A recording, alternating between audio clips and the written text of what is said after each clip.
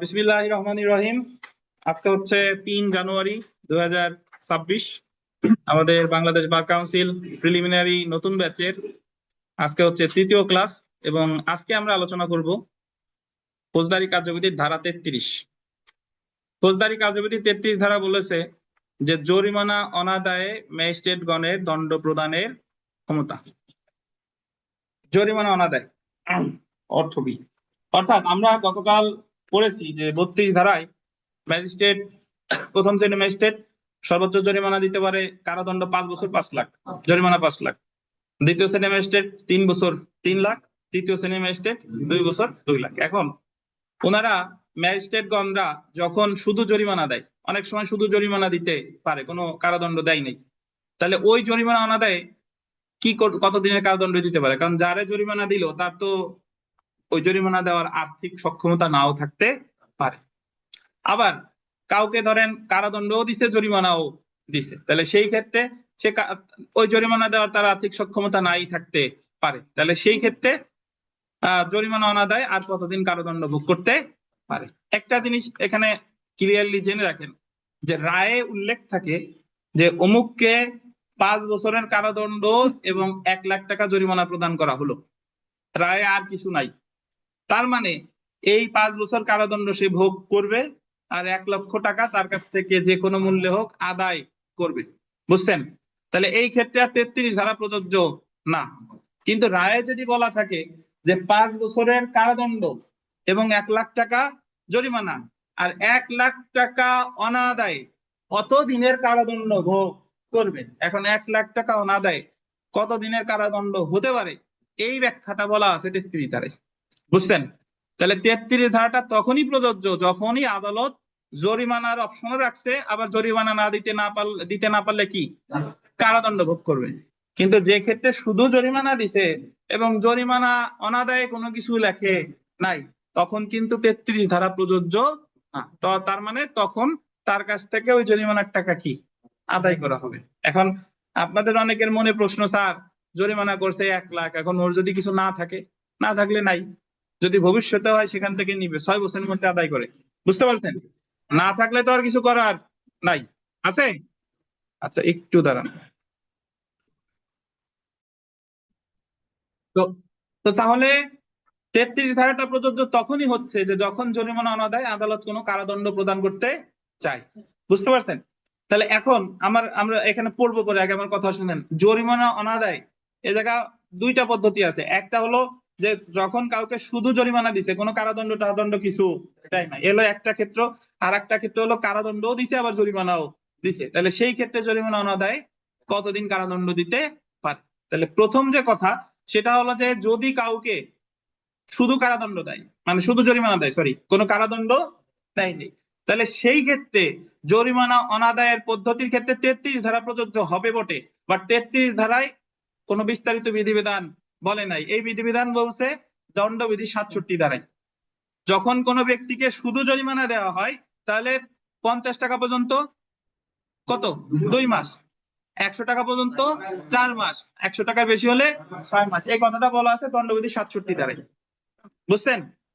তাহলে যখন কোনো ব্যক্তিকে, ধরেন একজন ব্যক্তিরে আদালতে ধরে নিয়ে আসছে, কিছু কিছু অপরাধ আছে যে অপরাধে কোনো কারাদণ্ড দেয় না, শুধু জরিমানা দিছে। ধরেন একজনের 200 টাকা জরিমানা দিছে, এখন 200 টাকা জরিমানা যদি তার দেওয়ার সক্ষমতা না থাকে, তাহলে সে কতদিন কারাদণ্ড আদালত তারা দিতে পারে বলেন তো? আমরা জানি দণ্ডবিধি 67 ধারা অনুযায়ী 50 টাকা পর্যন্ত কত 2 মাস, 100 টাকা পর্যন্ত কত 4 মাস, আর 100 টাকার বেশি হলে 6 মাস। তাহলে তার সর্বোচ্চ কারাদণ্ড দিতে পারে কত 6 মাস। বুঝছেন? 1 দিন থেকে শুরু করে 6 মাস পর্যন্ত কি দিতে পারে যখন শুধু জরিমানা। তাহলে শুধু জরিমানা অনাদায়ে কারাদণ্ড হতে পারে কতদিন? সর্বোচ্চ কত 6 মাস। 6 মাসের বেশি হবে না। আর এই যে শুধু জরিমানা অনাদায়ে যে কারাদণ্ড, এই ক্ষেত্রে ফৌজদারি কার্যবিধি 33 প্রযোজ্য, বাট 33-এ বিস্তারিত বিধিবিধান বলে নাই। বিস্তারিত বিধিবিধান কোথায় বলছে? দণ্ডবিধির কত 67। বুঝছেন? এখন যদি কাউকে, ধরেন একজন চোরকে দণ্ডবিধি 379 দ্বারা বিচার করে তারে 379 দ্বারা সর্বোচ্চ সাজা দিতে পারে 3 বছর। এখন তারে কারাদণ্ড দিছে 1 বছর আর জরিমানা করছে 1 লাখ। 1 বছর আর কত 1 লাখ। এখন এই 1,00,000 টাকা অনাদায়ে আর কত দিনের কারাদণ্ড দিতে পারে? এই ক্ষেত্রে 33 প্রযোজ্য, আগেরটাও প্রযোজ্য, বাট আগেরটার ক্ষেত্রে বিস্তারিত বিধিবিধান 33-এ বলে নাই, বাট এইটার বিধিবিধান বলছে। এই জায়গায় বলছে যে আদালত দেখবে যে ওই ধারায় সর্বোচ্চ কি সাজা দেওয়া যেত, ওই ধারায় সর্বোচ্চ সাজা যা দেওয়া যেত তার জরিমানা অনাদায়ে তার 4/1 পর্যন্ত কারাদণ্ড দিতে পারে। তাহলে আমি একটু বুঝাই। ধরেন তারে কারাদণ্ড দিছিল 1 বছর আর 1,00,000। এখন ওই ধারায় এই 1,00,000 টাকা অনাদায়ে আমরা একটু দেখবে বিচারক যে ওই ধারায় সর্বোচ্চ সাজা কি দিতে পারতো, 3 বছর। তাহলে 3 বছরে ভাগ করবে কত দিয়ে? 4 দিয়ে। 3 বছরে 3 × 36, 36-এ যদি 4 দিয়ে ভাগ করি কয়দিন হয়? 9 মাস। তাহলে 1,00,000 টাকার জন্য সর্বোচ্চ কারাদণ্ড দিতে পারে কত? 9 মাস। বুঝেন কিনা? তাহলে সে 1 বছর তো ভোগ করবেই, সেই সাথে সাথে হয় 1,00,000 টাকা দিবে, আর 1,00,000 টাকা না দিলে ভোগ করবে কত? 9 মাস। তাহলে 1 বছর 9 মাস যদি ভোগ করে তার আর টাকা পয়সা দেওয়া লাগতেছে না। বুঝেন কিনা? আবার বলি, ওই জায়গায় সর্বোচ্চ ওই ধারায় কি কারাদণ্ড দিছে সেটা না, দেখবে যে ওই ধারায় কি কারাদণ্ড দিতে পারতো সেটার 4/1। একটু পড়ি তাহলে আবার ভালো বুঝবেন। দেখেন, power of magistrate to sentence to imprisonment in default of, line হয়ে গেছে, ফাইন করে দেন। ইন ডিফল্ট অফ কি বলেন? ফাইন।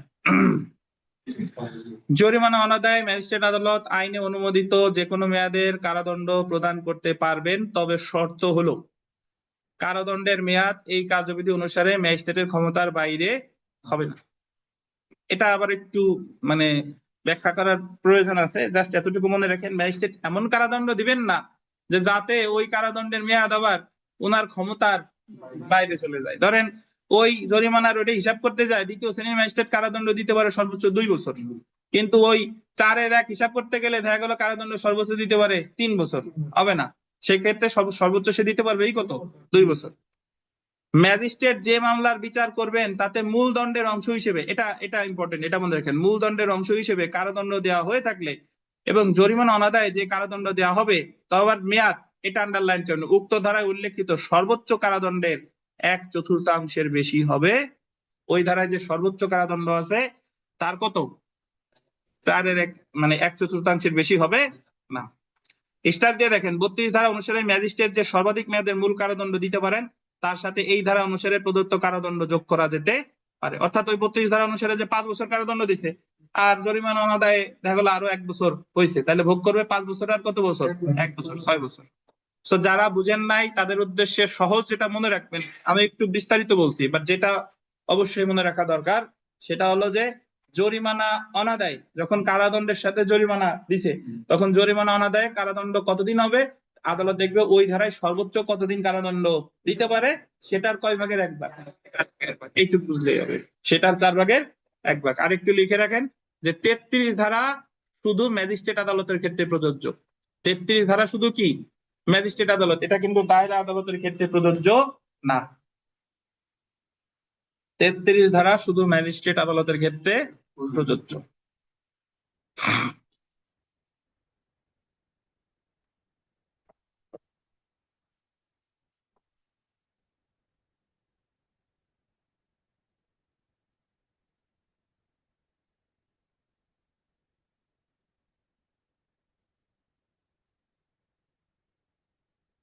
তাহলে বলেন 33 ধারা শুধু কি আদালত?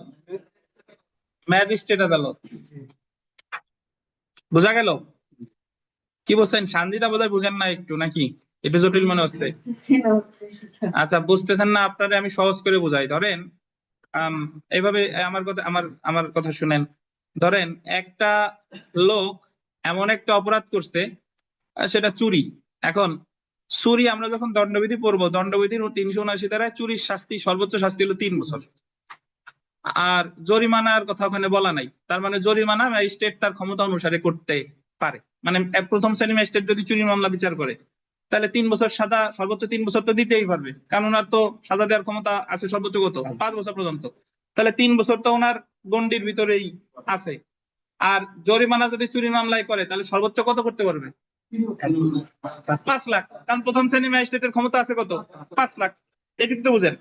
এখন সে ধরেন বিশাল একটা গরু চুরি করছে, এবং গরুর মূল্যই ধরেন 3 লাখ টাকা। তো এখন তার বিরুদ্ধে বিচারে ম্যাজিস্ট্রেট, প্রথম শ্রেণী ম্যাজিস্ট্রেট বিচারে তারে ওই 379 ধারায় সর্বোচ্চ সাজা দিতে পারতো 3 বছর, তারে 3 বছরই কারাদণ্ড দিছে আর 5 লাখ টাকা জরিমানা করছে। এইটুক তো বুঝতেন। এখন ম্যাজিস্ট্রেটের এখতিয়ার, উনি রায়ের সময় লিখতে পারে যে যদি সে 5 লাখ টাকা না দিতে পারে তাহলে সে আরো এত দিনের কারাদণ্ড ভোগ করবে। যেহেতু টাকা দিতে পারতেছে না তাহলে কি ভোগ করবে? কারাদণ্ড। এখন কারাদণ্ডটা কতদিন হবে এইটা হিসাব করতে লাগবে ফৌজদারি কার্যবিধির কত ধারা? 33 ধারা। 33 ধারা এই জায়গায় বলছে যে ম্যাজিস্ট্রেট দেখবে, উনি তো রায় দিয়ে দিছে, এখন ওই 5 লাখ টাকা অনাদায় আর এক্সট্রা কতদিন কারাদণ্ড দিতে পারে। উনি দেখবে যে ওই যে ধারায় শাস্তি দিছে ওই ধারায় সর্বোচ্চ শাস্তি কি ছিল? 3 বছর। তাহলে 3 বছরে ভাগ করবে কয় ভাগে? 4 ভাগে। 4 ভাগ যদি করি তাহলে হয় কত? 9 মাস। তাহলে এই 5 লাখ টাকার জন্য সর্বোচ্চ কারাদণ্ড দিতে পারে কত? 9 মাস। তাহলে চোরের যদি সামর্থ্য থাকে তাহলে সে 3 বছর কারাদণ্ড ভোগ করবে, আর 5 লাখ দিলে আর 9 মাস ভোগ করা লাগতেছে না। আর চোরের যদি সামর্থ্য না থাকে তাহলে 3 বছর ভোগ করবে, আর 5 লাখ না দিয়ে আরো ভোগ করবে কত? 9 মাস। বুঝতে পারছেন? আচ্ছা, এই হচ্ছে কথা। আমরা আইন পাঠে ফেরত যাই। এখানে যে 33 ধারা আছে এটা পড়তে যাব না, একটু কনফিউজিং। এই যতটুকু বোঝাইছি এইটুকু বুঝলেই হবে ইনশাআল্লাহ। চলে আসি আমরা জাস্টিস অফ দ্য পিস। কেউ আছেন নাকি জাস্টিস অফ দ্য পিস এই জায়গায়?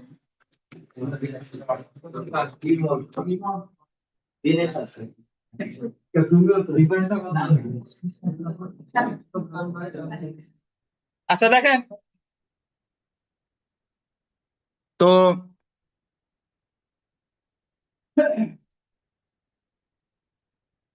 জাস্টিসেস অফ দ্য পিস ধারা 22 থেকে কত বলেন?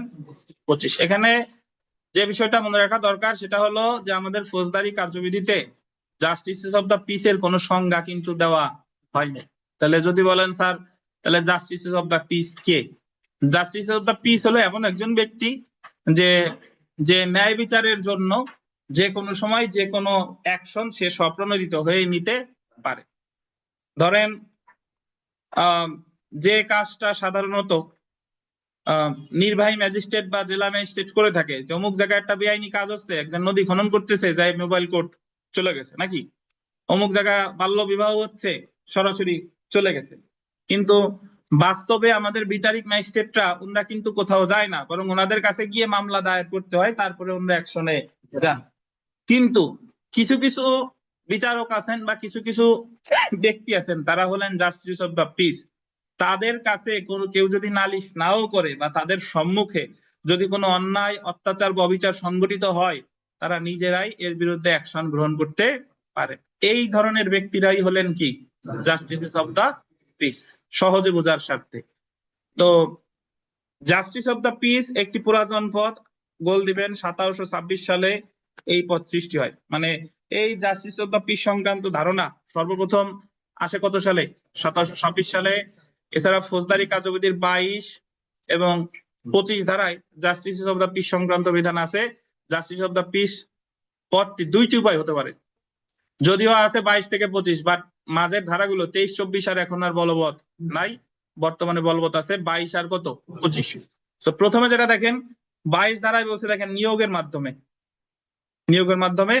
আর 2 নম্বরে দেখেন পদাধিকার বলে ধারা কত? 25। 25 এর পাশে লেখেন x officio.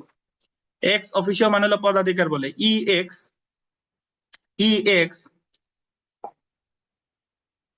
O F F I T I O. পদাধিকার বলে হলো কাউরে নিয়োগ করে নাই, পদাধিকার বলে সে জাস্টিস অফ দা পিস। একটু যদি বুঝাই, ধরেন আমরা বাংলাদেশি নাগরিক, পদাধিকার বলে বাংলাদেশে জন্মগ্রহণ করলেই বাংলাদেশি নাগরিক। কিন্তু যদি আমেরিকা থেকে একজন আসছে, সে কি বাংলাদেশি নাগরিক? না। সে যদি নাগরিক হতে চায় তাহলে তাকে আবেদন করে একটা নির্দিষ্ট প্রক্রিয়ার মাধ্যমে সে এটা হতে পারে। তো প্রথমে আমরা চলে আসি ধারা 22, মফস্বল এলাকার জন্য justice of the piece. Sarkar, underline করবেন, সরকার গেজেট প্রকাশ করে গেজেটের সাথে আপনারা অনেক বেশি পরিচিত হওয়ার কথা। গেজেটের কারণেই এক সরকারের কিন্তু পতন হয়ে গেছে। আর বর্তমানে দেখবেন বিভিন্ন সময় গেজেট, গতকাল রাতেও গেজেট একটা ফেসবুকে ছড়াইছে এই রেজিস্ট্রেশন আইন সংশোধন করতে। তাহলে গেজেটটা প্রকাশ করে কি সরকার? সরকার গেজেটে কোনো আইন বা কোনো কিছু পরিবর্তন করলে, নতুন কিছু তৈরি করলে এটা গেজেট আকারে প্রকাশ করে। তাহলে সরকার গেজেট বিজ্ঞপ্তি প্রকাশ করে, আন্ডারলাইন করবেন, বাংলাদেশের বাসিন্দা বা কোনো বিদেশি রাষ্ট্রের নাগরিক না। কি কি বলেন?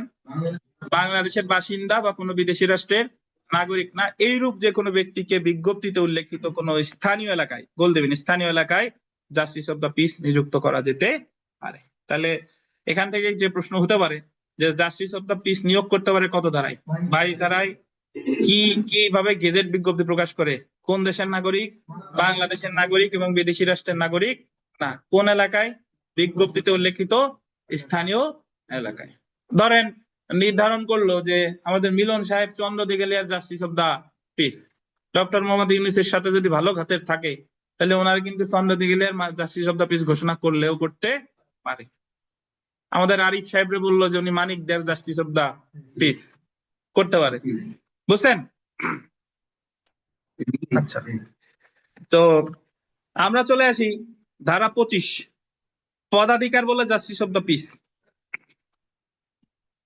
পদাধিকার বলে জাস্টিস অফ দা পিস মানে হলো, এই নতুন বই নাকি আপনার বিমল সাহেব? নতুন বই? নতুন বই কে কিনতে বলছে আপনাদের?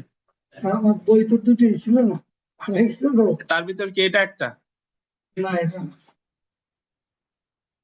যা যে নিষেধ করি তাই করবেন। আচ্ছা দেখেন, পদাধিকার বলে জাস্টিস অফ দা পিস। পদাধিকার বলে মানে হলো ওনারে কেউ নিয়োগ দেয় নাই, উনি অলরেডি পদাধিকার বলে জাস্টিস অফ দা পিস। ধরেন অ্যাটর্নি জেনারেল, অ্যাটর্নি জেনারেল নিয়োগ দেয় রাষ্ট্রপতি, কিন্তু উনি পদাধিকার বলে বাংলাদেশ বার কাউন্সিলের কি চেয়ারম্যান। তাহলে অ্যাটর্নি জেনারেল হওয়া মানেই উনি অলরেডি চেয়ারম্যান হয়ে বসে আছে। তাহলে পদাধিকার বলে জাস্টিস অফ দা কি পিস কি, এটা গুরুত্বপূর্ণ। দেখেন, সুপ্রিম কোর্টের প্রত্যেক বিচারক পদাধিকার বলে সমগ্র বাংলাদেশে জাস্টিস অফ দা পিস। এখন অনেকের মনে আবার প্রশ্ন আসতেছে, স্যার সুপ্রিম কোর্টের বিচারক না বিচারপতি? শুনেন, বাংলাদেশ সংবিধানে শুধুমাত্র একজনের আগে বিচারপতি শব্দটা উল্লেখ করছে, প্রধান বিচারপতি, আর সবার আগে উল্লেখ করছে বিচারক। কিন্তু নর্মালি সুপ্রিম কোর্টের যে দুইটা বিভাগ, high court division and appellate division, এরা এখানে যারা বিচার কার্য পরিচালনা করে সবাই বলা হয় কি বিচারপতি, আর নিম্ন আদালতে যারা বিচার কার্য পরিচালনা করে তাদের বলে বিচারক। তার মানে সকল বিচারপতি বিচারক, কিন্তু সকল বিচারকই বিচারপতি না, এ হলো কথা। তাহলে সুপ্রিম কোর্টের প্রত্যেক বিচারক পদাধিকার বলে বাংলাদেশের কি বলেন জাস্টিস অফ দা পিস। সমগ্র বাংলাদেশের সুপ্রিম কোর্টের একজন বিচারক, সে পত্রিকা মারফত দেখলেন যে পঞ্চগড়ের অমুক জায়গায় একটা অন্যায় হচ্ছে বা একটা বেআইনি কাজ হচ্ছে, তাহলে উনি ইচ্ছা করলে ঢাকায় বসেই ওটার বিরুদ্ধে কি নিতে পারবেন? পদক্ষেপ নিতে পারে। তারপরে দেখেন দায়রা বিচারকগণ, দায়রা বিচারকগণ, এখানে একটু লিখে রাখেন সেশন জজগণ। মানে এই জায়গায় দায়রা বিচারক বলতে দায়রা জজ, যুগ্ম দায়রা জজ, অতিরিক্ত দায়রা জজ সবাই বোঝায় নেই, জাস্ট কি দায়রা জজগণ। দায়রা বিচারকগণ বলতে বোঝা যাচ্ছে দায়রা জজগণ, মানে সেশন জজ যিনি, দায়রা জজগণ। তারপরে দেখেন চিফ জুডিশিয়াল ম্যাজিস্ট্রেটগণ। দায়রা জজ 64 জেলায় 64 জন থাকে, বুঝছেন? চিফ জুডিশিয়াল ম্যাজিস্ট্রেট, ওই যতগুলো জেলা ততজন চিফ জুডিশিয়াল ম্যাজিস্ট্রেট থাকে, প্রতি জেলায় একজনই থাকে। আর মেট্রোপলিটন ম্যাজিস্ট্রেট অসংখ্য থাকে, প্রতিটা মেট্রোপলিটন এলাকায় মেট্রোপলিটন ম্যাজিস্ট্রেট অসংখ্য থাকে। এরা পদাধিকার বলে তাদের অধিকারভুক্ত এলাকার জন্য জাস্টিস অফ দা পিস। তাদের অধিকারভুক্ত মানে হলো গোপালগঞ্জের দায়রা জজ গোপালগঞ্জের জাস্টিস অফ দা পিস, গোপালগঞ্জের চিফ জুডিশিয়াল ম্যাজিস্ট্রেট গোপালগঞ্জের জাস্টিস অফ দা পিস। আর মেট্রোপলিটন ম্যাজিস্ট্রেট তো গোপালগঞ্জে নেই, তারা আছে কোথায়? Metropolitan area. বুঝছেন?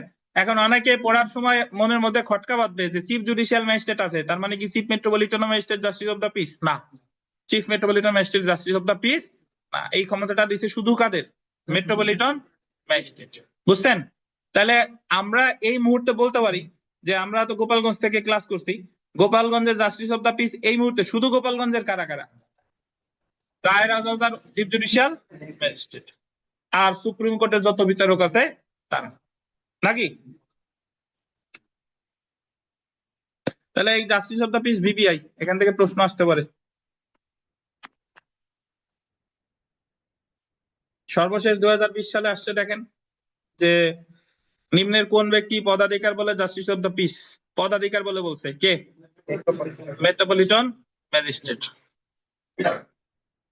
আর এখানে একটা জিনিস মনে রাখা দরকার, 2009 পর্যন্ত, মানে ফৌজদারি কার্যবিধি সংশোধন করছে তো 2009 সালে, 2009 পর্যন্ত এই জাস্টিস অফ দ্য পিস ছিলেন জেলা ম্যাজিস্ট্রেট, মানে ডিস্ট্রিক্ট ম্যাজিস্ট্রেট, যারা আমরা ডিসি সাহেব বলি। ডিসি সাহেব কিন্তু বর্তমানে জাস্টিস অফ দ্য পিস না। হ্যাঁ, সংশোধন হয়েছে 2009। জি, কোনো প্রশ্ন আছে কিনা? প্রশ্ন থাকলে জিজ্ঞাসা করেন।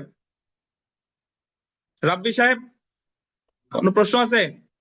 পীযুষ সাহেব, প্রশ্ন আছে? মাহবুব সাহেব কোথায়?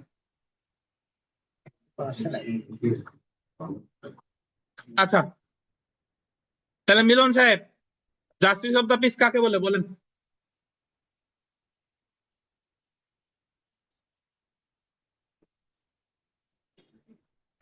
কোনোদিন সব শুনছেন এই শব্দ? এই আকিনুর, জাস্টিস অফ দ্য পিস কে বলেন? কিছু তো বলেন, চুপ থাকেন না, বলেন।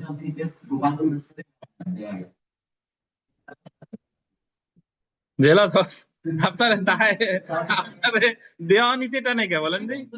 হ্যাঁ,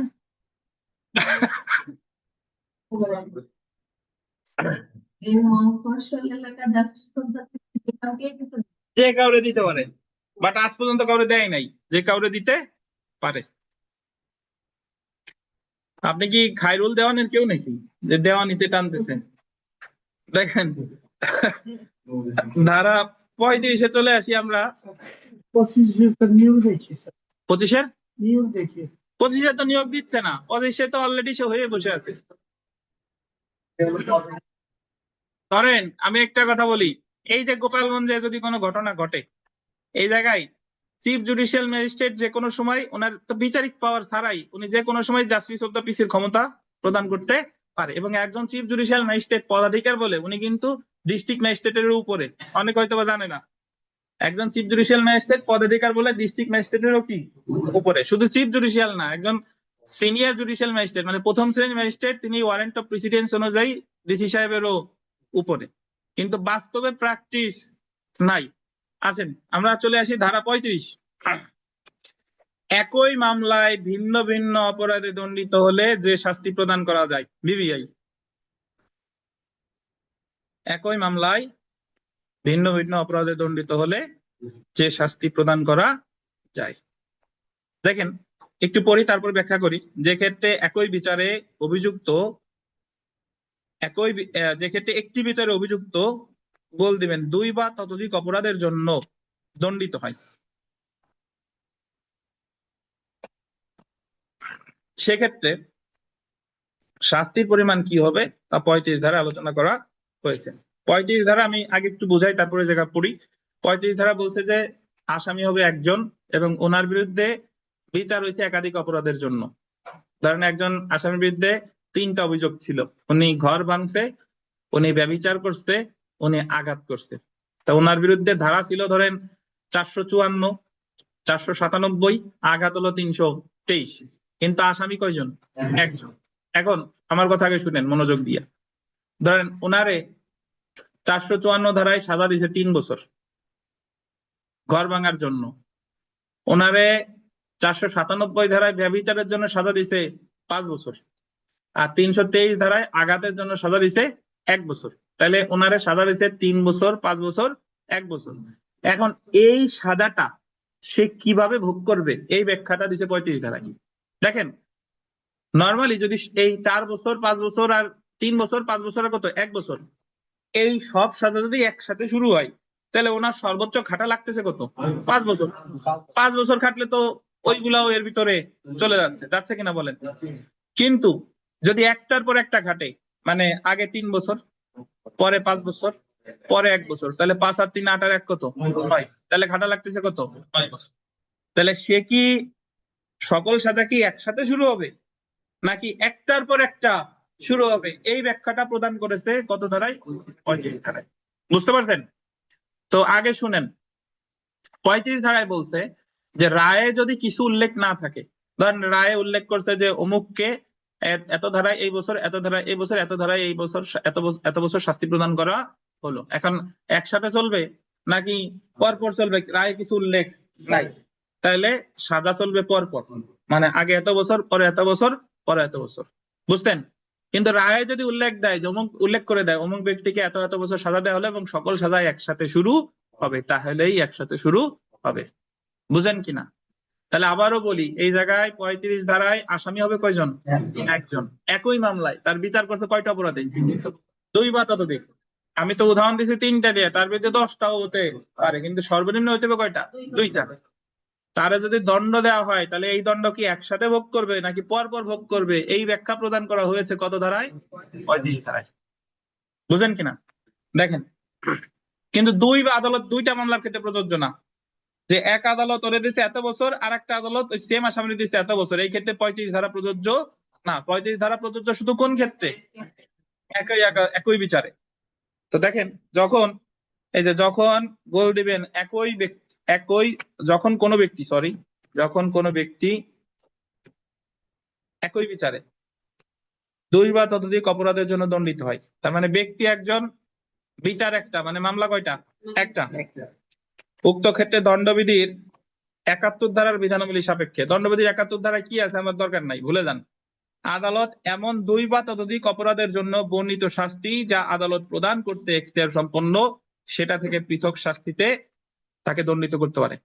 মানে আইনের ভাষাটা একটু জটিল, এ জায়গায় বলছে যে অপরাধের জন্য বর্ণিত শাস্তি যা আদালত প্রদান করতে পারে, মানে আদালত তো এত এত বছর প্রদান করে দিল, তার থেকে পৃথক শাস্তিতে তাকে দণ্ডিত করতে পারে। পৃথক শাস্তি মানে বললো যে তুমি, আদালত তো দিছে এত এত বছর, আদালত বলে দিতে পারে যে তুমি এত এত বছর আগে, এত বছর আগে, এত বছর, তারপরে এত বছর, তার মানে সাজাটা কি হয়ে যাচ্ছে?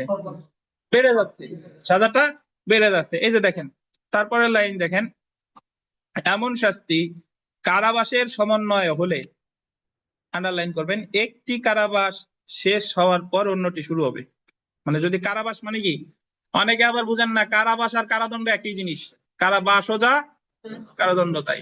যদি এইটুক না বুঝেন, বাসও লম্বা দণ্ডও লম্বা, এইটুক পাইবেন, কারাবাস আর কারাদণ্ড এক জিনিস।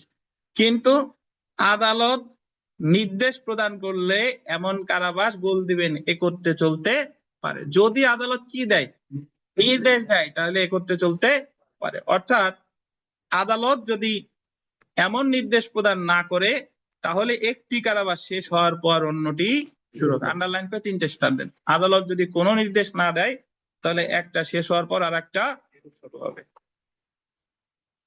তো এখানে 2টা কথা একটু লেখেন, 2টা বানান আমি একটু বলে দিই। সেটা আগে লেখেন কনকারেন্টলি,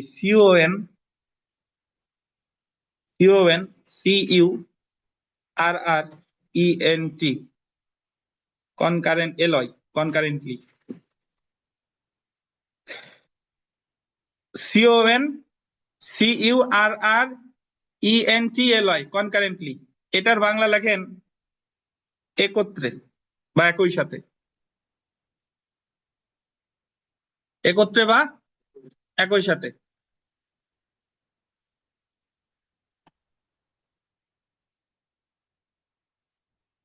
আর একটা লেখেন কনজিকিউটিভলি, CONSECUTIVELY।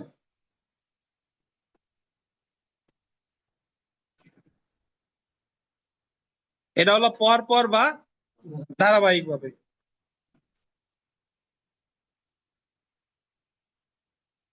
বুঝছেন? তো এখানে কনকারেন্টলি শব্দের অর্থ কি? একত্রে। আর কনজিকিউটিভলি শব্দের অর্থ কি? পরপর বা ধারাবাহিক ভাবে। রায়ে যদি কোনো কিছু উল্লেখ না করে, তাহলে কি কনজিকিউটিভলি হবে না কনকারেন্টলি হবে? না, কনজিকিউটিভলি। আর রায়ে যদি উল্লেখ করে তাহলে কনকারেন্টলি হতে পারে। এই লুৎফর সাহেব, কোন জায়গা দেখেন? আপনি যদি প্রশ্নে যাচ্ছেন।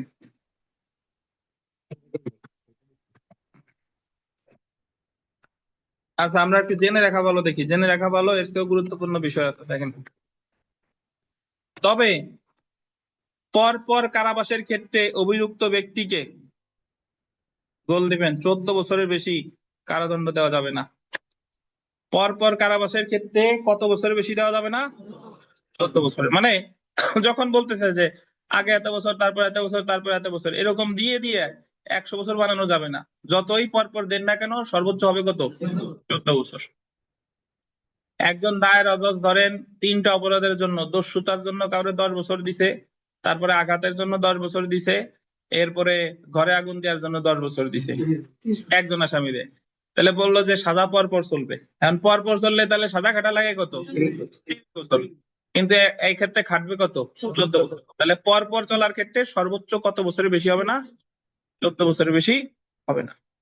আচ্ছা, তারপরে দেখেন মামলাটি ম্যাজিস্ট্রেট কর্তৃক বিচার করলে, এই ম্যাজিস্ট্রেট কর্তৃক আন্ডারলাইন করেন, ম্যাজিস্ট্রেট কর্তৃক বিচার করলে মোট শাস্তির পরিমাণ উক্ত ম্যাজিস্ট্রেট তার গোল দিবেন সাধারণ এখতিয়ারে, ম্যাজিস্ট্রেটের সাধারণ এখতিয়ারে যে শাস্তি প্রদান করতে পারে সবচেয়ে বেশি, যেটা ইম্পর্টেন্ট, গোল দিবেন তার দ্বিগুণের বেশি হবে না। 3টা স্টার দেন। যে শাস্তি প্রদান করতে পারে তার কি হবে না? দ্বিগুণের বেশি হবে না। বুঝতে পারছেন? 3টে স্টার দিছেন? এটা বুঝতে পারিনি। হ্যাঁ বলতেছি, বুঝাই দিব সব। বলতেছে যে যদি এই সাজাটা ম্যাজিস্ট্রেট দেয়, প্রথম শ্রেণী, দ্বিতীয় শ্রেণী অথবা তৃতীয় শ্রেণী, এবং ম্যাজিস্ট্রেট বলল যে পরপর সাজা খাটবে, তাহলে প্রথম শ্রেণী ম্যাজিস্ট্রেট একজনকে একটা অপরাধের জন্য 5 বছর, আর একটা অপরাধের জন্য 5 বছর, আর একটা অপরাধের জন্য 5 বছর সাজা দিছে, এবং ম্যাজিস্ট্রেট বলে দিল যে সাজা খাটবে পরপর, তাহলে 5 বছর 5 বছর 5 বছর, কত বছর কাটা লাগে? 15 বছর। কিন্তু প্রথম শ্রেণীর ম্যাজিস্ট্রেট তার সর্বোচ্চ কারাদণ্ড দিতে পারতো কত? 5 বছর। আর 5 দুগুণে কত? 10। তাহলে 15 বছর হলেও সে খাটবে কত বছর? 10 বছর। তাহলে ম্যাজিস্ট্রেট সাধারণ এখতিয়ার বলে যে সাজা দিতে পারে পরপর খাটার ক্ষেত্রে তার দ্বিগুণের বেশি। যদি তৃতীয় শ্রেণীর ম্যাজিস্ট্রেট হয়, ধরেন উদাহরণস্বরূপ বলি যে তৃতীয় শ্রেণীর ম্যাজিস্ট্রেট একটা মামলার বিচারে 3 বছর 3 বছর 3 বছর দিচ্ছেন, পরপর খাটবে, কিন্তু সর্বোচ্চ খাটবে কত? 4 বছর, কারণ তৃতীয় শ্রেণীর ম্যাজিস্ট্রেটের সাধারণ এখতিয়ার বলে দণ্ড দিতে পারে কত? 2 বছর। আচ্ছা, আপনার বলতে পারেন স্যার 3 বছর তাহলে কেমনে দিল? ভুল হয়েছে। ধরেন 2 বছর 2 বছর 2 বছর দিল, তাহলে 6 বছর খাটার কথা, বাট এই জায়গায় খাটবে কত? 4 বছর। বুঝতে পারছেন? তাহলে ম্যাজিস্ট্রেট তার সাধারণ এখতিয়ার বলে যে সাজা দিতে পারতো, এটা কিন্তু বিশেষ এখতিয়ার না, 33 ক না, সাধারণ এখতিয়ার বলে যে সাজা দিতে পারতো তার কি হবে না? দ্বিগুণের বেশি হবে না। আর অন্যান্য ক্ষেত্রে যদি দায়রা আদালতের কথা চিন্তা করি তাহলে কত বছর বেশি হবে না? 14 বছরের বেশি হবে না। বুঝছেন? তারপরে আসি, দেখেন আহ একই বিচারে 2 বা ততোধিক অপরাধের জন্য প্রদত্ত পরপর চলবে এমন দণ্ড সময়ের পরিমাণকে আপিলের উদ্দেশ্যে শুধুমাত্র একটা দণ্ডমর্মে ধরতে হবে। আন্ডারলাইন করেন, আপিলের উদ্দেশ্যে একটা দণ্ডমর্মে ধরতে হবে। আপিলের উদ্দেশ্যে একটা দণ্ডমর্মে ধরতে হবে, এটার অর্থ হলো যে ধরেন ওনারে কারাদণ্ড দিছে 3 বছর 3 বছর 3 বছর, তাহলে বললো পরপর চলবে, তাহলে খাটবে কত? 9 বছর। এখন যখন ওই আসামি আপিল করবে তখন ওই 9 বছরের বিরুদ্ধেই আপিল করবে। প্রথম শ্রেণী ম্যাজিস্ট্রেট যদি কারাদণ্ড দেয়, প্রথম শ্রেণী ম্যাজিস্ট্রেটের কারাদণ্ডের বিরুদ্ধে আপিল হয় দায়রা জজে।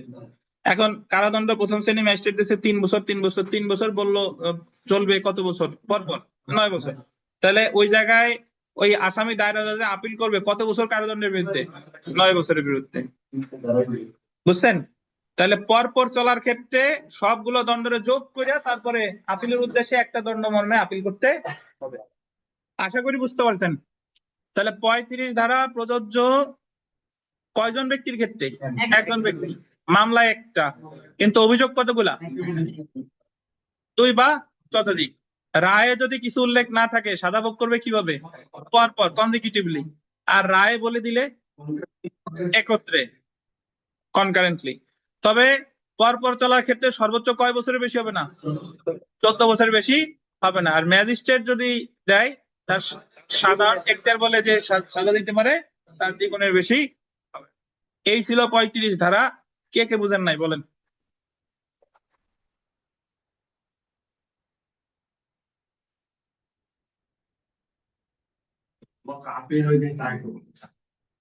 আপিল হলো ধরেন একজন ওই যে সাজা দিছে, বললো যে তুমি 3 বছর পর পর ভোগ করবা। এখন ওই আসামি তো আপিল করবে, আপিল করলে তো এখন তারে তো 3টা ধারায় 3 বছর করে দিছে, তাহলে যতগুলো ধারায় তারে সাজা দিছে ওই সব সাজা যোগ করবে, তাহলে 3 বছর যোগ করলে হয় কত, 9 বছর। তাহলে সে আপিল করবে 3 বছরের বিরুদ্ধে না, সে আপিল করতেছে কয় বছর, 9 বছরের বিরুদ্ধে। হ্যাঁ, বলেন। হুম,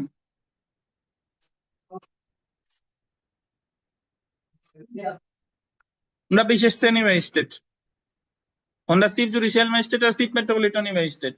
ওনাদের তো শ্রেণী থাকলে তো আর নিচে প্রথম শ্রেণী থাকতো না, ওনরা ওনাদেরই শ্রেণী।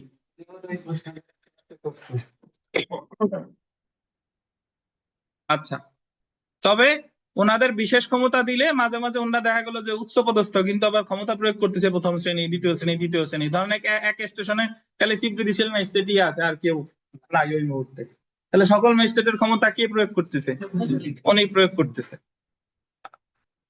আসেন আমরা 35 কটা পড়ে ফেলি। 35 ক জায়গায় অনেক বিস্তারিত বলছে, এত বিস্তারিত আমরা পড়তে যাব না। 35 ক হলো সহজ কথা, যে আপনারা যতদিন কারাদণ্ড দিছে আপনি যদি মামলা চলাকালীন সময়ে যে কারাদণ্ড ভোগ করছেন ওই সাজা থেকে এই সময়টা বাদ যাবে। মানে হলো যে আপনারা কারাদণ্ড দিছে 6 মাস, কিন্তু মামলা চলাকালীন সময় অলরেডি আপনি 2 মাস কেটে ফেলছেন, তাহলে আপনি আর ভোগ করবেন কত, 4 মাস। এই হলো 35 ধারা। এটা মৃত্যুদণ্ডের ক্ষেত্রে প্রযোজ্য না, কারণ মৃত্যুদণ্ডের ক্ষেত্রে কারাদণ্ড কিভাবে বাদ দেবে। তাহলে একজন ব্যক্তি তারে সাজা দিতে 1 বছর, বাট সে অলরেডি 2 বছর কেটে ফেলছে,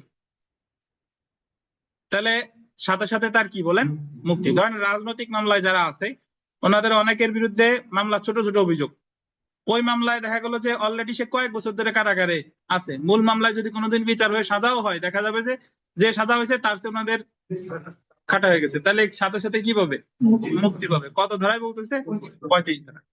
আর যখন বেশি কেটে ফেলবে তখন যদি তার কোনো অর্থদণ্ডও থাকে অর্থদণ্ডটাও কি হয়ে যাবে, মওকুফ। এই যে দেখেন আমরা পড়ি, বিচার চলাকালে আসামি জেল হাজতে থাকলে এবং বিচার শেষে আসামি দণ্ডপ্রাপ্ত হলে সেক্ষেত্রে দণ্ডিত হওয়ার পূর্বে আসামি যে মেয়াদে কারাবাস ছিল তা বাদ দিতে হবে। দণ্ডিত হওয়ার পূর্বে কি, যে মেয়াদে কারাবাস ছিল সেটা বাদ দিতে হবে, কিন্তু আন্ডারলাইন করবেন উক্ত কারাবাসের মেয়াদ বাদ দেওয়া হবে না যদি গোল দিবেন মৃত্যুদণ্ডে দণ্ডিত হয়। কি দণ্ডে, মৃত্যুদণ্ডে। তাহলে 35 ক ধারাটা মৃত্যুদণ্ডের ক্ষেত্রে প্রযোজ্য না। আসামি বিচার শেষে যে কারাদণ্ডে দণ্ডিত হয়েছে তা অপেক্ষা দণ্ডিত হওয়ার পূর্বে অধিক মেয়াদে কারাবাস থাকলে আসামিকে কারাবাস থেকে মুক্তি দিতে হবে, এবং আসামিকে যদি কোনো অর্থদণ্ডে দণ্ডিত করা হয় তাহলে উক্ত অর্থদণ্ড কি হবে, মওকুফ হবে। এটা ইম্পর্টেন্ট, যদি কোনো অর্থদণ্ড থাকে তাহলে কি হবে, মওকুফ হবে। মানে মওকুফ হবে কখন, যখন সে সাজা যা দিছে তার চেয়ে বেশি সাজা ভোগ করছে। যেমন চূড়ান্ত কারাবাস হতে, এটা এখানে যদি দেখেন যে চূড়ান্ত কারাবাস হতে বিচার চলাকালীন ভোগকৃত কারাবাস বাদ দেওয়া, দণ্ডিত আসামি দণ্ডিত হওয়ার পূর্বে যে মেয়াদে কারাবাস ছিল সেই মেয়াদ তাকে যে মেয়াদের কারাবাস দেওয়া হয়েছে সেখান থেকে তা বাদ যাবে। এটা বাদ দেওয়া বল দিবেন বাধ্যতা হলো। এখানে একটা উদাহরণ আছে, দারুণ উদাহরণ, উদাহরণটা আমরা পড়ি দেখেন। যদি কোনো আসামি 10 বছর কারাদণ্ডে দণ্ডিত হয় এবং উক্ত অপরাধের জন্য বিচার চলাকালীন সময়ে 5 বছর কারাভোগ করে, কারাদণ্ড দিছে কত, 10 বছর। যাদের বইতে নাই না থাকলে সমস্যা নাই, বেঁচে গেছেন। আর বিমল সাহেবের মতো যদি নিজের বিপদে পড়তে চান তাহলে নতুন বই কিনবেন। 10 বছর, কিন্তু কারাভোগ করতে কত, 5 বছর। সেক্ষেত্রে 10 বছর চূড়ান্ত কারাবাস হতে বিচার চলাকালীন ভোগকৃত কত বছর বাদ দিবে, 5 বছর। তাহলে আর ভোগ করবে কত। এখন অনেক কথা বলতে হয়, বাট মনে রাখবেন যাবজ্জীবন কারাবাসের ক্ষেত্রেও 35 ক প্রযোজ্য। একটু লিখে রাখেন, প্রযোজ্য না কেন বলেন, যাবজ্জীবন কারাদণ্ডের ক্ষেত্রেও কি প্রযোজ্য। তবে এই ক্ষেত্রে যাবজ্জীবন কারাদণ্ড ধরতে হবে 30 বছর, একটু লিখে রাখেন। 35 ক এর ক্ষেত্রে যাবজ্জীবন কারাদণ্ড কত বছর, 30 বছর। একটু লিখলেই হবে, আর পড়বো না, লেখা আছে। 35 ক এর ক্ষেত্রে যাবজ্জীবন কারাদণ্ড কত বছর বিবেচিত হবে, 30 বছর। আর কিছু পড়তে যাবেন না দয়া করে, উকিল হওয়ার পরে পড়েন, বা যখন অন্যান্য যা সব শেষ হয়ে গেছে তারপরে পড়তে যাবেন। তাহলে মনে রাখবেন 35 ক কিসের ক্ষেত্রে প্রযোজ্য না? মৃত্যুদণ্ডের ক্ষেত্রে প্রযোজ্য না। যাবজ্জীবন কারাদণ্ডের ক্ষেত্রে প্রযোজ্য। যাবজ্জীবন কারাদণ্ড কতদিন? ধন্যবাদ, আর দেখবো না, আর সব বাদ। চলে আসেন বিগত বছরের প্রশ্ন।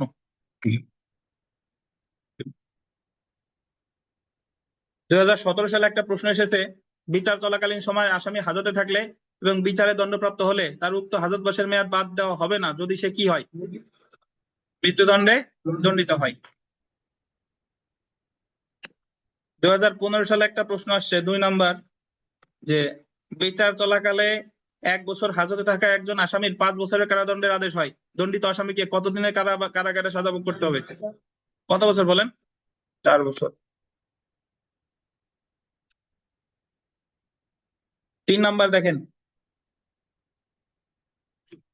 বিচার চলাকালীন সময়ে আসামি যে মেয়াদের কারাবাস ভোগ করেছে যদি সে যে দণ্ডিত হয়েছে তার মেয়াদ অপেক্ষা কি হয়? বেশি হয়, তাহলে আসামির কি হবে? অর্থদণ্ড যদি থাকে মওকুফ হবে, আর তাকে কারাবাস থেকে কি দেওয়া হবে? ছেড়ে দেওয়া হবে। সেলফ প্র্যাকটিসের 1, 2, 3, 4 সব বিবিআই। 1, 2, 3, 4 বিবিআই। 1, 2, 3, 4 কি বলেন? বিবিআই। আমাদের একটু বিরতি। ফেরদৌস আমার 1 কাপ কফি খাওয়ান, এরপরে আবার আমরা এই যে এডিশনাল পেজটা দিছি এটা পড়া শুরু করব। আর আগামীকাল আপনাদের পড়া থাকবে না। হ্যাঁ, আগামীকাল থাকবে না। আগামীকাল আমি এক জায়গায় যাবো, এই কারণে বন্ধ। এই জায়গা 33 ধারা তো আমরা পড়ছি, এই জায়গা 36 ধারাটা দেখেন। 36 ধারায় বলছে, দেখেন ধারা 36, ম্যাজিস্ট্রেট গণের সাধারণ ক্ষমতা সমূহ, ordinary powers of magistrate. Magistrate গণের সাধারণ ক্ষমতা কত তফসিলে বলছে বলেন? বল দেন, 3য় তফসিল। 3য় তফসিল পাইছেন? 3য় তফসিলে সকল জুডিশিয়াল বা নির্বাহী ম্যাজিস্ট্রেটের সাধারণ ক্ষমতা বর্ণিত আছে। ধারা 37 দেখেন, ম্যাজিস্ট্রেট গণের উপর আরোপযোগ্য অতিরিক্ত ক্ষমতা, এডিশনাল পাওয়ার্স কনফারেবল অন ম্যাজিস্ট্রেট। গোল দিবেন 4র্থ তফসিলে। 4র্থ তফসিলে সকল জুডিশিয়াল এবং নির্বাহী ম্যাজিস্ট্রেটের অতিরিক্ত ক্ষমতা বর্ণিত আছে। এটা আমরা তো প্রথম ক্লাসেই পড়ছি। চলে আসি আমরা পরের ধারা, ধারা 42।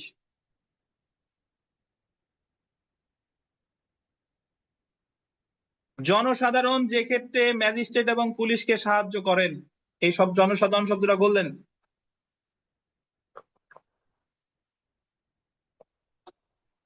কোন ম্যাজিস্ট্রেট, জুডিশিয়াল বা নির্বাহী, আন্ডারলাইন করেন, জুডিশিয়াল বা নির্বাহী অথবা পুলিশ অফিসার কে?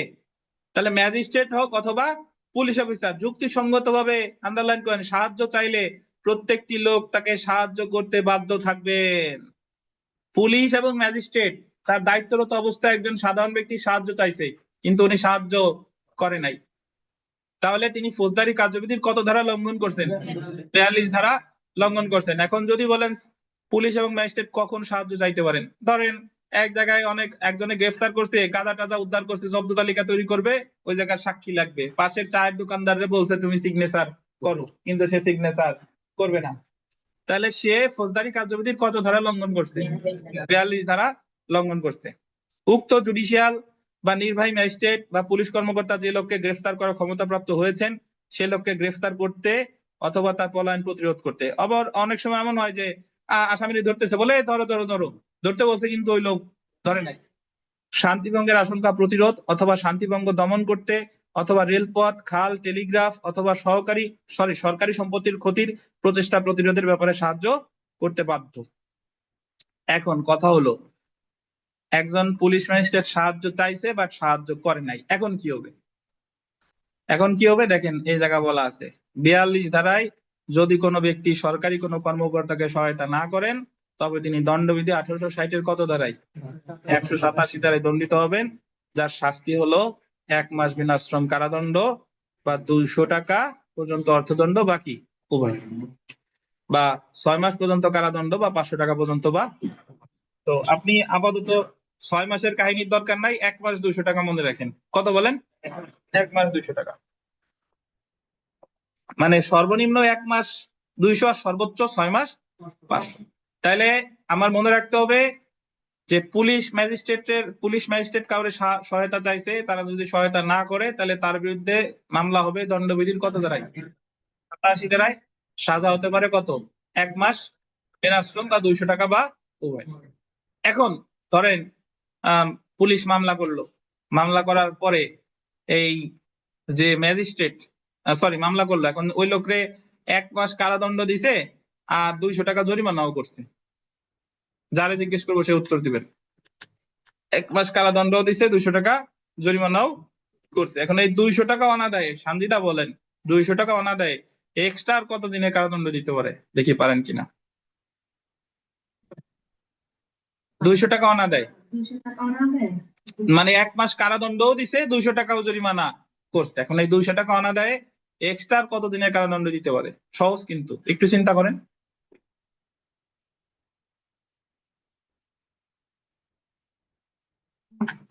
পীযূষ বলেন, পীযূষ কেমনে ব্যাখ্যা দেন? 1 মাস আর 4 দিন এটা তো স্যার এটা আপনার এখানে সর্বোচ্চ শাস্তি দেওয়া আছে 1 মাস। 1 মাসের যেহেতু অর্থদণ্ড দেওয়া আছে 4 ভাগের 1 মাসের 4 ভাগের 1 ভাগ, তো 1 মাসের 4 ভাগের 1 ভাগ তো 7 দিন না, আরো তো একটু বেশি না? জি, তাহলে সর্বোচ্চ ওই কয়দিন দিতে? 7.5 দিন। 7.5 দিন পর্যন্ত কারাদণ্ড দিতে পারে। এবার বুঝছেন? আর যদি এই জায়গায় কারাদণ্ড দেয় নাই, শুধু অর্থদণ্ড দিছে, তাহলে 200 টাকা অনাদায়ে কতদিন কারাদণ্ড হতো? স্যার এই ধারায় সর্বোচ্চ কারাদণ্ডের মেয়াদ 6 মাস না? হ্যাঁ, না সেটা আমি ওইটুক বাদ দেন, যে এই প্রেক্ষাপটে বোঝাচ্ছি। আচ্ছা, তো তাহলে আমার মনে রাখতে হবে যে 42 ধারার বিধান অনুসরণ না করলে মামলা হবে দণ্ডবিধির কত ধারায়? এই অনলাইনে যারা আছেন কথা শুনতেছেন? শোনা যায়? হ্যালো, অনলাইনে যে ভাই বোনেরা আছেন আপনারা কি কথা শুনতে পাচ্ছেন? একটু রেসপন্স করেন।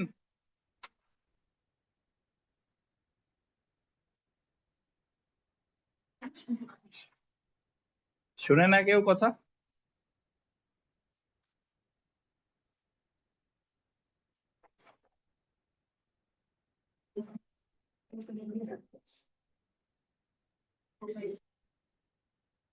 হ্যালো, অনলাইনে যারা আছেন কথা শুনতে পাচ্ছেন? একটু জানান।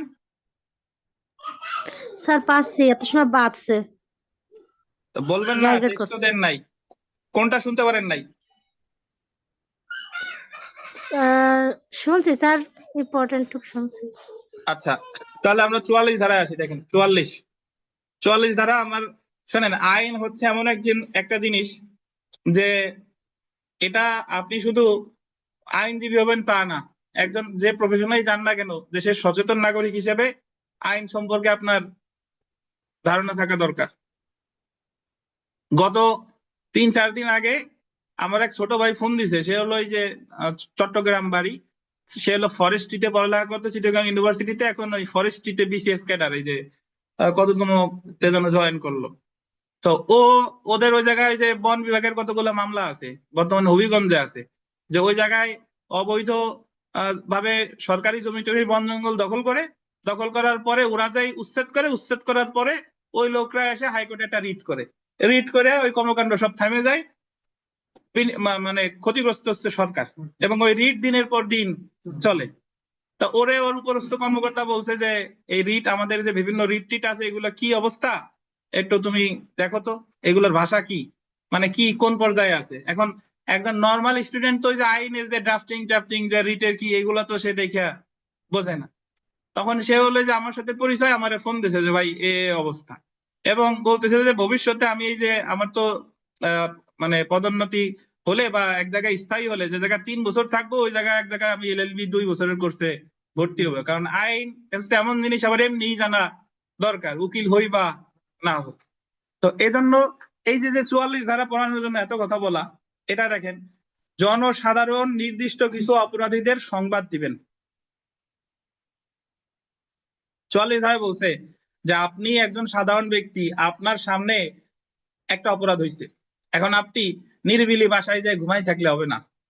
আপনি যদি ওই অপরাধ দেখার পরে যদি থানায় তথ্য না দেন, ম্যাজিস্ট্রেটের কাছে তথ্য না দেন, তাহলে আপনিও একটা বেআইনি কাজ করেছেন। এই যে দেখেন দণ্ডবিধির 121, 121 ক, 122, 124 ক। দণ্ডবিধির 121-এ আছে হলো বাংলাদেশের বিরুদ্ধে যুদ্ধ ঘোষণা, 121 কতে আছে হলো বাংলাদেশের বিরুদ্ধে যুদ্ধ ঘোষণার ষড়যন্ত্র, 122 থেকে 24 ক ধরেন রাষ্ট্রদ্রোহিতা, 302 থেকে 304 আছে খুন বা নিন্দনীয় গণহত্যা। মানে আপনার সামনে যদি কেউ বাংলাদেশের বিরুদ্ধে যুদ্ধ ঘোষণা করে, আপনার সামনে যদি কেউ রাষ্ট্রদ্রোহিতা করে, আপনার সামনে যদি কেউ কি করে, খুন করে, এবং অন্যান্য ধারার অধীনে শাস্তিযোগ্য কোনো অপরাধ করেছে বা করার অভিপ্রায় আছে জানতে পারলে প্রত্যেকটি লোক অবিলম্বে নিকটতম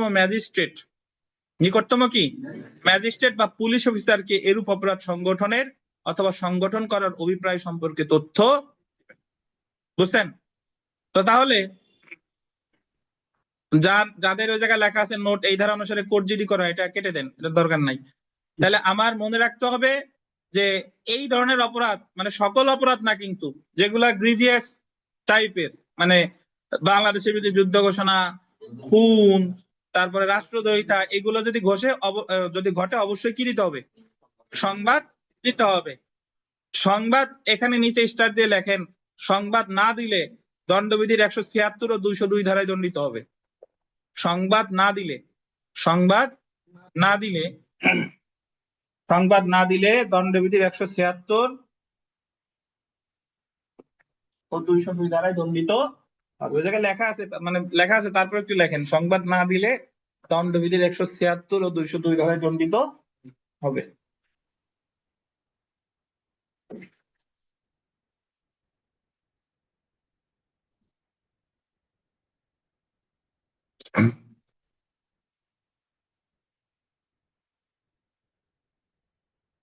যারা একবার পড়ার পরে হিজবুল সাহেব, আবুল হোসেন সাহেব যদি ফৌজদারি কার্যবিধি পড়ে থাকেন, এখন আর একটু সোজা লাগে না? শুনলে আর সোজা লাগে না? ইনশাল্লাহ। জি। তো তাহলে আপনার কাছে মনে হতে পারে সাধারণ যে আমার সামনে একটা খুন হলো, আমি চুপচাপ নিরিবিলি বাসায় চলে আসলাম, ফেসবুকে স্ট্যাটাস দিলাম যে অমুক অমুক রে খুন করতেছে। মামলা কিন্তু আপনার বিরুদ্ধেও হয়। কত ধারায়? 176 আর 202 ধারায়। যে কেন আপনি এই তথ্য পুলিশ বা ম্যাজিস্ট্রেটকে দেন নাই।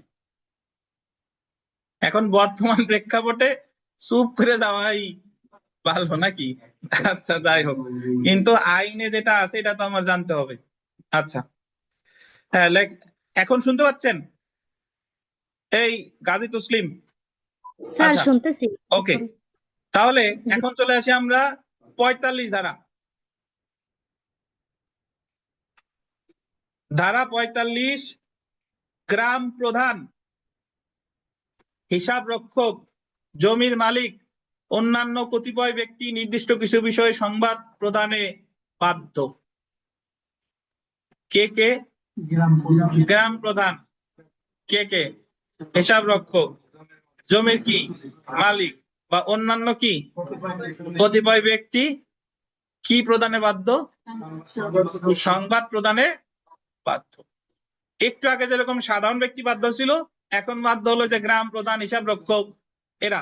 গ্রাম প্রধান, হিসাব রক্ষক, জমি মালিক, অন্যান্য কতিপয় ব্যক্তি নিম্নলিখিত নির্দিষ্ট কিছু বিষয় নিকটতম ম্যাজিস্ট্রেট বা থানা ভারপ্রাপ্ত কর্মকর্তাকে বা জানাতে বাধ্য। কি কি দেখেন? গ্রামে চোরাই মালের কোনো গ্রাহক বা বিক্রেতার বাসস্থান। চোরাই মালের কোনো গ্রাহক অথবা কি বিক্রেতার বাসস্থান। গ্রামে থাকে না যে গরু বিক্রি করে বা জিনিসপত্র বিক্রি করে, এটা গ্রাম প্রধানের অবশ্যই জানাতে হবে। তারপরে দেখেন, গ্রামে আশ্রয় গ্রহণকারী অথবা গ্রামের মধ্য দিয়ে যাতায়াতে ঠগ, ডাকাত, অপরাধ করেছে বলে সন্দেহ আছে এমন ব্যক্তি সম্পর্কে। তাহলে আপনার বাসার পাশে একজন ডাকাত আছে, এটা জানাইতেও আপনি কি বলেন? বাধ্য। গ্রামে জামিন অযোগ্য অপরাধ সংগঠন বা এরূপ অপরাধ করার সংকল্প করার সংবাদ। তারপর দেখেন, গ্রামে অস্বাভাবিক বা সন্দেহজনক পরিস্থিতিতে কোনো মৃত্যু লাশ বা লাশের অংশ আবিষ্কার। আপনার বাসার জমিতে দেখা গেল একটা লাশ পুঁতে রাখছে, আপনি হঠাৎ লাশ দেখতে পাচ্ছেন, তাহলে এই তথ্যও কি জানাতে হবে। এমন পরিস্থিতিতে গ্রাম থেকে জামিন অযোগ্য অপরাধ করা ব্যক্তির সন্দেহজনক নিখোঁজ। তাহলে এইসব আপনার মুখস্থ করার প্রয়োজন নাই, জাস্ট বারবার রিডিং করবেন। তাহলে সাধারণ ব্যক্তির দায় দায়িত্ব বলছে 44, আর গ্রাম প্রধান বা বিশেষ বিশেষ যারা আছে এদের কথা বলছে কত 45।